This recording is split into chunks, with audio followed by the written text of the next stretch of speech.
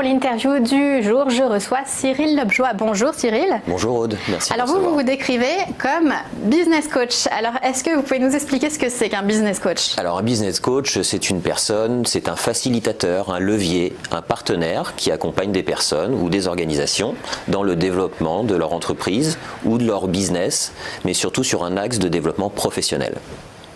Qu'est-ce qui vous a mené à devenir coach? Alors, avec une expérience d'une quinzaine d'années dans des maisons de luxe, dans la direction commerciale, j'ai été amené à manager pas mal de personnes.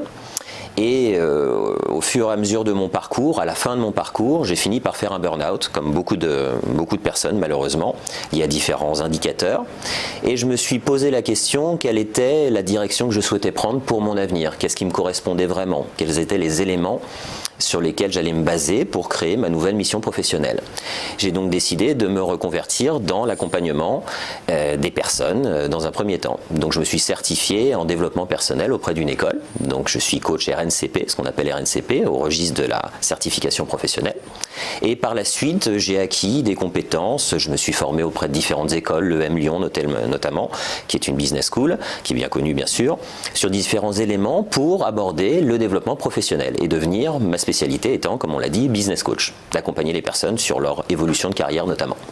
Oui, donc il y a un côté humain dans tout ça. Quelle est la demande en général de ces personnes? Alors, oui, c'est humain. Hein. C'est comme nous en parlions, je reçois les personnes à mon cabinet, en one-to-one, en vis-à-vis. Je me déplace parfois sur leur lieu, sur leur entreprise.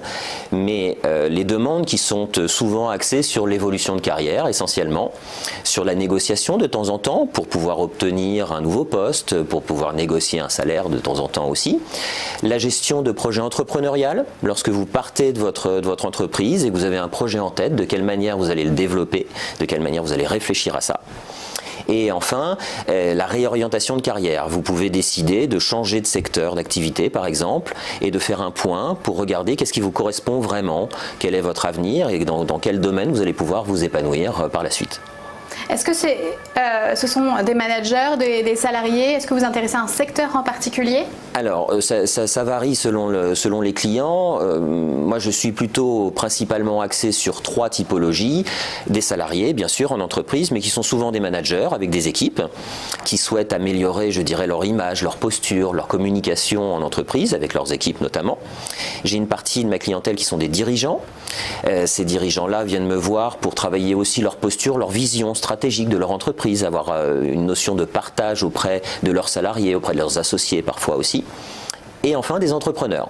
Ces entrepreneurs sont des personnes qui souvent quittent leur entreprise, quittent leur activité pour se lancer dans un nouveau projet et développer notamment leurs compétences, développer leurs talents, développer leurs soft skills. On en parlera, je pense, un petit peu plus tard.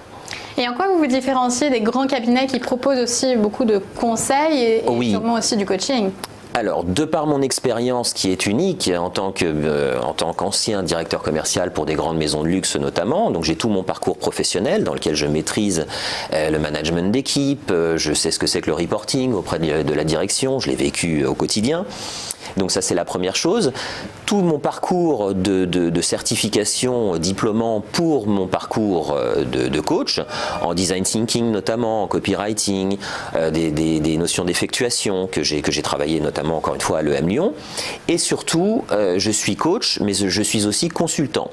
C'est-à-dire que pour les entrepreneurs notamment, j'ai toute la notion de développement digital que j'ajoute à la partie coaching. Je les accompagne à la création de leur site, à leur référencement sur Internet, à l'utilisation des réseaux sociaux, à faire un petit peu d'influence, de réputation, à travailler leur personal branding. Tous ces éléments-là, je les ajoute en plus du questionnement d'un coach. Je fais du consulting. Donc ma valeur ajoutée, c'est d'avoir ces deux positions, d'une certaine manière. Oui, vous vous êtes adapté à la transformation aussi du recrutement Tout à fait. Et des ressources humaines, puisque les soft skills ont fait leur apparition. Donc est-ce que vous pouvez nous rappeler ce que c'est et comment est-ce qu'il faut les prendre en compte aujourd'hui dans sa gestion de carrière? Alors, les soft skills sont essentiels pour un développement de carrière, pour une évolution de carrière, c'est essentiel. Les soft skills, ce sont des éléments qui sont l'assertivité, par exemple, la bienveillance, l'empathie. ce sont des éléments que les dirigeants, les managers notamment, doivent maîtriser. Un salarié qui est moins stressé, c'est un salarié qui est plus créatif, c'est un salarié qui va mieux travailler, qui va mieux s'entendre avec son équipe, avec ses collaborateurs. Donc il est essentiel, notamment pour un coach, de pouvoir aborder ces éléments-là et de les travailler, de les mettre en avant. Les compétences, lorsqu'on vient me voir, les personnes sont majoritairement très compétentes dans leur métier. Elles ont besoin de travailler, encore une fois, ces soft skills, d'avoir la capacité d'écoute, d'avoir la capacité de temps en temps de dire non, par exemple. C'est un élément important de l'assertivité. C'est essentiel pour une carrière, que ce soit à haut niveau hiérarchique ou un salarié, de pouvoir se présenter d'une certaine manière pour faire évoluer sa carrière. Et comment on travaille ces soft skills? Comment vous mettez en place des exercices, Oui. Alors, des méthodes qui sont des méthodes de coaching en développement personnel et en business coaching, du questionnement. Souvent, c'est ce que les éléments sur lesquels nous travaillons pour les soft skills sont des éléments de questionnement. Comme je dis souvent, ce ne sont pas les réponses qui sont importantes, ce sont les questions et les prises de conscience qu'il y a derrière. C'est avoir la capacité de prendre du recul sur la manière dont on agit, la manière dont on va s'exprimer, on va communiquer avec ses collaborateurs et sa hiérarchie. Et c'est grâce à ce retour, grâce à cette prise de conscience qu'on va pouvoir agir dessus et faire évoluer encore une fois les éléments, les objectifs qu'on s'est fixés avec le coach notamment. On sait que la nouvelle génération Y et même Z, on demande plus fort d'épanouissement au travail et d'équilibre entre vie personnelle et vie professionnelle. Est-ce que vous abordez justement la vie personnelle avec vos clients? Essentiel, notamment pour les dirigeants et les managers qui ont beaucoup de responsabilités, qui ont besoin de respirer, j'ai envie de vous dire. Donc nous abordons bien évidemment, je suis certifié en développement personnel à la base, donc nous abordons bien évidemment l'alignement vie personnelle et vie professionnelle. Il est important de pouvoir rentrer chez soi, décompresser, avoir une vie personnelle équilibrée, faire du sport, avoir un entourage qui soit proche, pouvoir penser à autre chose. C'est des éléments qui interviennent dans toute la mission coaching. Encore une fois, les compétences sont souvent extrêmement bonnes. Il faut avoir la capacité, en tant que dirigeant parfois, de prendre du recul et de laisser de temps en temps son ordinateur, son téléphone, ses coups de fil, ses associés, ses collaborateurs pour pouvoir revenir avec de l'énergie, pouvoir réfléchir. Les phases où on ne fait rien sont des phases qui sont importantes. En coaching, j'incite parfois des dirigeants qui ont une grosse responsabilité à ne rien faire, à attendre, à prendre du temps pour soi, pour pouvoir réfléchir et prendre du recul. C'est essentiel. C'est des gens qui courent après la montre. Et de temps en temps, il faut savoir s'arrêter.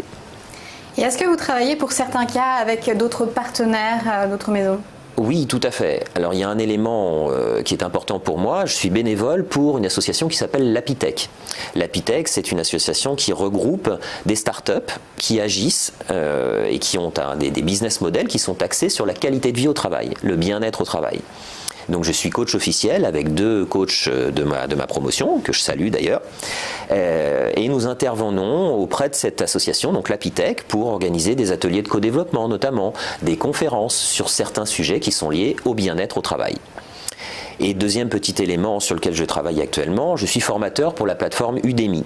Udemy, c'est une plateforme de cours en ligne qui est assez célèbre désormais, et je suis formateur pour Udemy for Business, donc pour les entreprises, concernant la prise de parole en public. Et on va pour finir, est-ce que vous pourriez nous donner un ou 2 conseils que vous jugez indispensables aujourd'hui pour gérer son image peut-être ? Alors, comme je vous l'expliquais, je pense qu'il faut avoir la capacité de temps en temps de sortir aussi de sa zone de confort. C'est un élément en tant que coach que nous travaillons avec les managers, avec les dirigeants, avec les entrepreneurs parfois. Nous avons tendance à rester dans notre propre zone. Donc il faut avoir la capacité de temps en temps de sortir de cette zone de confort, traverser ce qu'on appelle la fear zone, donc de cette zone de peur, pour aller sur une autre zone que nous appelons la learning zone, donc une zone où on va apprendre quelque chose.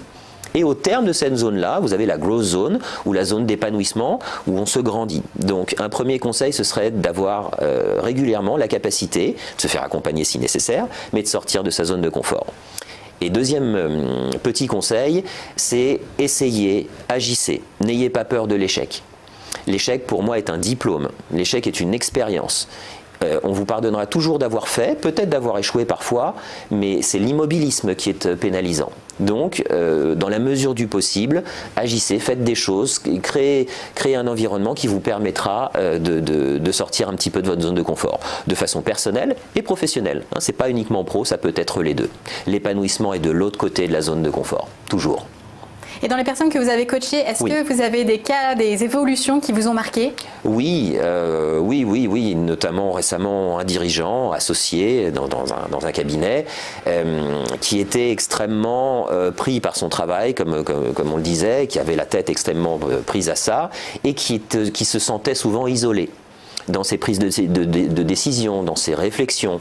Je l'ai accompagné à prendre du recul, effectivement, à s'aligner sur sa vie professionnelle et sa vie personnelle, d'avoir la capacité aussi de partager ses craintes parfois, sa vision stratégique, de sortir un peu de cet isolement pour pouvoir en parler aussi avec ses associés parfois et ses collaborateurs.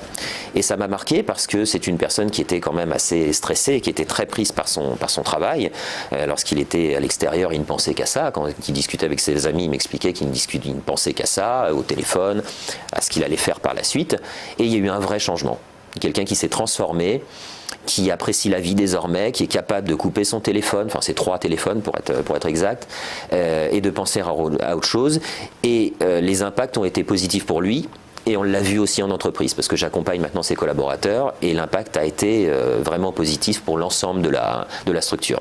Donc ça m'a marqué. Et une vraie amélioration. Merci beaucoup à Cyril Leblois. Merci de m'avoir reçu. Merci.